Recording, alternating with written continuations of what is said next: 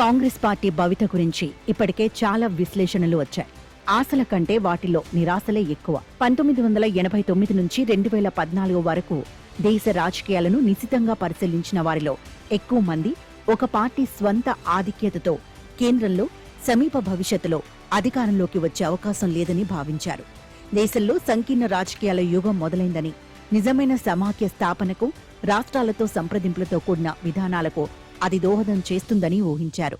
2014 వచ్చేసరికి పరిస్థితి మారిపోయింది. 10 ఏళ్ల పాటు బీజేపీకి సంపూర్ణ ఆధిక్యత లభించింది. కిందటి ఎన్నికల్లో ఆ ఆధిక్యతకు మళ్లీ గండిపడింది. అయినా ఎన్డీఏ కూటమిగా బీజేపీ అధికారాన్ని దక్కించుకుంది. ప్రస్తుతానికి కూటమిలో లుకలుకలు లేవు. బీజేపీదే సర్వాధికారం అన్నట్లుగా పాలన సాగుతోంది. హిందీ భాషపై రేగిన వివాదంలో కానీ, జమిలీ ఎన్నికల విషయంలో కానీ ఎన్డీఏ భాగస్వామ్య పక్షాలు బీజేపీని పూర్తిగా సమర్థిస్తూ మాట్లాడుతున్నాయి. 2024 లోక్సభ ఎన్నికల్లో గెలుపు కోసం కాంగ్రెస్ చాలా గట్టిగా ప్రయత్నించింది. ముఖ్యంగా కులగణనను చేపట్టి విద్యా, ఉద్యోగాలు, పదవుల్లో కులాల జనాభాకు అనుగుణంగా రిజర్వేషన్లు పెంచుతామని వాగ్దానం చేసింది. ప్రధాని మోదీ కోరినట్లుగా 400 లోక్సభ స్థానాల్లో బీజేపీని గెలిపిస్తే రాజ్యాంగాన్ని సవరించి మొత్తం రిజర్వేషన్లని రద్దు చేస్తారని ఉధృతంగా ప్రచారమూ చేసింది. అయినా కాంగ్రెస్ 100 మార్కును దాటలేదు. కులగణన, రిజర్వేషన్ల పెంపు అస్త్రాన్ని కాంగ్రెస్ గరిష్ట స్థాయిలో ఉపయోగించింది. నిజానికి భారత్ జోడో యాత్ర సందర్భంగా రాహుల్ గాంధీ కులగణనకు కొంత ఊపును తీసుకొచ్చారు. వెనుకబడిన కులాలను రాజకీయంగా ఆకర్షించటానికి కాంగ్రెస్ పార్టీకి ఒక బ్రహ్మాస్త్రం లభించిన భావన సైతం అప్పుడు నెలకొంది. ఎంతో కీలకమైన లోక్సభ ఎన్నికల్లోనూ, అంతకు కొద్దిగా ముందు వెనక జరిగిన మహారాష్ట్ర, మధ్యప్రదేశ్, రాజస్థాన్, హర్యానా రాష్ట్రాల అసెంబ్లీ ఎన్నికలలోనూ ఆ అస్త్రం ఆశించిన ఫలితాలను సాధించి పెట్టలేదు. కర్ణాటక, తెలంగాణలో కాంగ్రెస్ పార్టీ గెలుపులో కులగణన అంశం ప్రభావం దాదాపుగా లేదనే చెప్పొచ్చు. సామాజిక మార్పులు వేగంగా వస్తున్న నేపథ్యంలో కులగణన, రిజర్వేషన్ల నినాదంపై ఆధారపడి వచ్చే లోక్సభ ఎన్నికల్లో సైతం కాంగ్రెస్ విజయం సాధించగలదా అన్నదే ఆ పార్టీ ముందున్న కీలక సవాల్గా మారింది. కులాల లెక్కలు తీయటం కష్టం కాదు.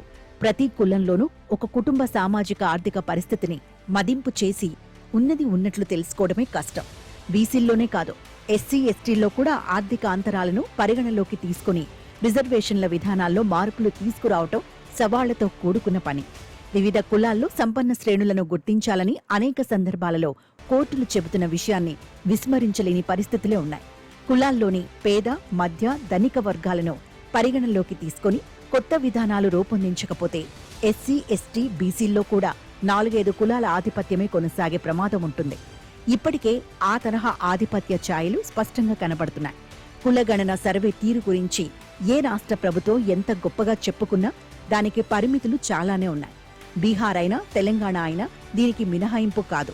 కులం, మతం గురించి ఉన్నది ఉన్నట్లుగా చెప్పేవారు ఆర్థిక పరిస్థితి వచ్చేటప్పటికీ అర్ధసత్యాలే చెబుతారు. ఆస్తులు వెల్లడించడం స్వచ్ఛందం కాబట్టి రికార్డుల్లోకి ఎక్కినవి. ముఖ్యంగా పట్టణ, నగర ప్రాంతాల్లో తక్కువగానే ఉంటాయి. ఇళ్ల స్థలాలు, వాహనాలు, షేర్లు, మ్యూచువల్ ఫండ్స్, బంగారం లాంటివి ఆ కోవలోకే వస్తాయి. ఆస్తులు, సంపదలపై అసలు సమాచారం లేకుండా కులగణన వల్ల ఆశించిన ప్రయోజనం కలగదు. సర్వేల పరిమితులు రాజకీయ నాయకత్వాలకు స్పష్టంగా తెలుసు. రాజకీయాలు మాట్లాడనీయవంతే. ఈ పరిమితులు ఎన్ని ఉన్నప్పటికీ తెలంగాణలో చేపట్టిన కులగణనను, దాని ఆధారంగా పెంచిన రిజర్వేషన్లను ఒక నమూనాగా దేశం ముందు పెట్టి వచ్చే సాధారణ ఎన్నికల్లో కొట్లాడాలని కాంగ్రెస్ పార్టీ గట్టి నిర్ణయం తీసుకుంది.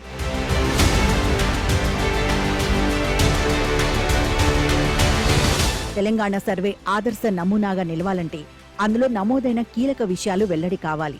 ఇప్పటిదాకా ప్రభుత్వం వెల్లడించిన విషయాలు సాధారణమైనవి, పెద్దగా వివాదాస్పదం కానివి. కానీ వాటిల్లో కూడా ఒక విషయం వివాదాస్పదమైంది. ముస్లింలలోని 10.8% మందిని బీసీల జాబితాలో చూపించడమే దీనికి కారణం. ఈ కేటగిరీలో ఉన్న ముస్లిం కులాలను సర్వే సందర్భంగా ఆ కేటగిరీలోనే నమోదు చేసి లెక్కించారు.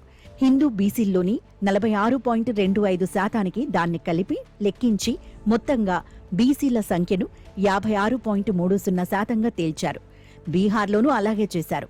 మండల్ కమిషన్ కూడా ముస్లింలలోని వెనుకబడిన సమూహాలను బీసీలుగానే పరిగణించింది.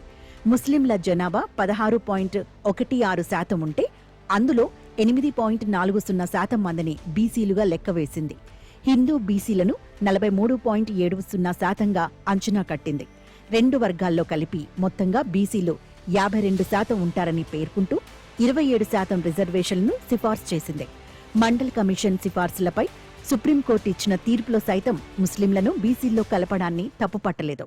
దేశంలో ఎక్కడా లేనట్లుగా రేవంత్ రెడ్డి ప్రభుత్వమే కొత్తగా ముస్లింలను బీసీలుగా లెక్కించిందనే విమర్శ వాస్తవాల ముందు నిలబడదు. ముస్లింలకు సంబంధించి మరో వింతవాదన కూడా విపరీత ప్రచారాన్ని పొందుతోంది. ఆర్థికంగా వెనుకబడిన వర్గాలకు కల్పించిన రిజర్వేషన్లలో ముస్లింలు లబ్ధి పొందుతున్నారు కాబట్టి మళ్లీ రాష్ట్ర బీసీ జాబితాలో వాళ్లను ఎందుకు చేర్చారన్న వాదన అలాంటిదే. ఈడబ్ల్యూఎస్ ద్వారా లబ్ధి పొందేవారు ఇప్పటికే అమల్లో ఉన్న రిజర్వేషన్ల పరిధిలో లేనివారే ఉండాలన్న నిబంధన స్పష్టంగా ఉంది. అందువల్ల 2 కేటగిరీల్లో ముస్లింలకు రిజర్వేషన్లు కల్పిస్తున్నారన్న ప్రశ్నే ఉత్పన్నం కాదు.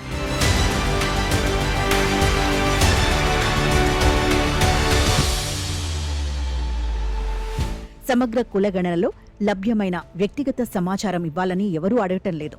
వ్యక్తుల సమాచార గోప్యతకు భంగం కలిగించే విషయాలను వెల్లడించాలని ఆశించటం లేదు. మరోవైపు సర్వే ఫలితాలను విశ్లేషించడానికి నియమించిన జస్టిస్ సుదర్శన్ రెడ్డి నేతృత్వంలోని నిపుణుల కమిటీ సిఫార్సులు కూడా వచ్చేశాయి. వివిధ కులాల వెనుకబాటుతనాన్ని 42 అంశాల ఆధారంగా నిర్ధారించి నిర్దిష్ట నివారణా చర్యలను కమిషన్ సూచించి ఉండొచ్చు. ప్రభుత్వ విధానాలను అవి ప్రభావితమూ చేయొచ్చు. కానీ కులగణనలో తేలిన అసలు సమాచార వెల్లడికి నిపుణుల కమిటీ సిఫార్సులకు సంబంధం లేదు. సమాచారాన్ని వెల్లడించకపోవటం వల్ల ప్రభుత్వం ఏదో దాస్తోందన్న అభిప్రాయమే తప్ప లాభం ఏమీ ఉండదు. మండల్ కమిషన్ బీసీలకు 27% రిజర్వేషన్లను సిఫార్సు చేయడానికి ప్రాతిపదికగా కేంద్ర ప్రభుత్వ ఉద్యోగాల్లో వారెంత శాతం ఉన్నారో స్పష్టంగా పేర్కొంది. మొత్తం ఉద్యోగుల్లో 12.55% మంది బీసీలు మాత్రమే ఉన్నారని తేల్చింది. హోదాల వారీగా లెక్కలను ఇచ్చింది. అప్పటికే సుప్రీంకోర్టు నిర్దేశించిన 50% పరిమితిని దృష్టిలో ఉంచుకుని 27% రిజర్వేషన్లను సిఫార్సు చేసింది. బీసీలకు ఉద్యోగ, విద్య, రాజకీయ రిజర్వేషన్లను 42% పెంచడానికి ఉద్దేశించిన 2 బిల్లులను తెలంగాణ శాసనసభ ఆమోదించింది. వాటిని రాజ్యాంగం 9వ షెడ్యూల్లో చేర్చడానికి రాష్ట్రపతికి పంపారు. కానీ ఇప్పటికీ ఉద్యోగుల్లో బీసీలు ఎంతమంది ఉన్నారో తెలిపే సమాచారం లేదు. ఇంజనీరింగ్, వైద్య కాలేజీల్లో వాళ్లకు ప్రాతినిధ్యం ఎంతో వెల్లడి కావటం లేదు. నిజానికి వీటిని వెల్లడించినప్పటికీ కులగణనకు సంపూర్ణ సార్థకత రాదు. ప్రతి కులానికి చెందినవారు ఉద్యోగ, విద్య, రాజకీయ పదవుల్లో ఎంతమంది ఉన్నారో వెల్లడించగలగాలి. 134 బీసీ కులాల జనాభా కూడా విడివిడిగా ఎంతమంది ఉన్నారో తెలపగలగాలి.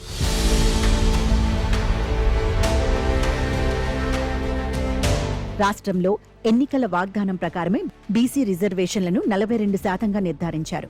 కానీ ఆ వర్గాల జనాభా 56% ఉన్నారని లెక్కలు చెబుతున్నప్పుడు రిజర్వేషన్లు 42%కే ఎందుకు ఆగాయన్న ప్రశ్న తలెత్తుతుంది. బీసీ కమిషన్ కూడా 42% సరిపోతుందని చెబితే అందుకు శాస్త్రీయ ప్రాతిపదిక వెల్లడి కావాలి. జిత్నీ ఆబాదీ ఉత్నా హక్ విధానమైనప్పుడు 42%కి తర్కమేమిటో తెలపాల్సి వస్తుంది. తెలంగాణ నమూనాతో దేశ ప్రజలను ఆకర్షించాలంటే దానిపై చర్చను వచ్చే ఎన్నికల వరకు కాంగ్రెస్ రాజకీయంగా సజీవంగా ఉంచగలగాలి.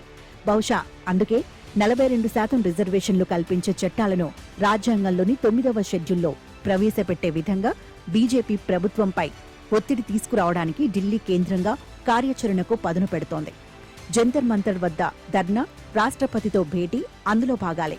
ఇక కులగణన, రిజర్వేషన్ల పెంపు ఆధారంగా కాంగ్రెస్కు ప్రజాభిమానం పెరిగే ఏ అవకాశాన్ని బీజేపీ తేలికగా తీసుకోవటం లేదు. కులాల వారి జనాభా గణనకు ఆదేశాలు జారీ చేయటమే దానికి నిదర్శనం. కిందటి లోక్సభ ఎన్నికల ప్రణాళికలో కులగణన గురించి బీజేపీ ఒక్క మాటను కూడా ప్రస్తావించలేదు.